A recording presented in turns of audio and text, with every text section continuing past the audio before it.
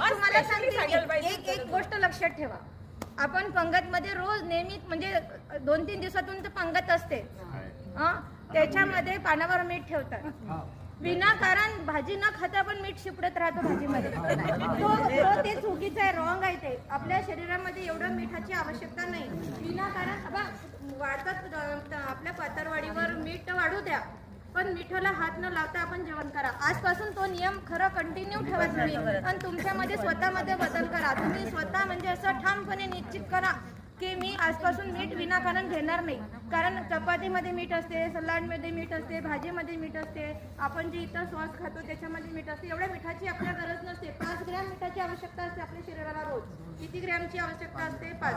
पण प्रत्येक भाजीवाला आला की मीठ टाकलंच, भाजीवाला आला की मीठ, अजिबात मिठाला हात लावायचं नाही. त्या तुम्ही पंगतमध्ये जा, पण काही नियम पाळा ना.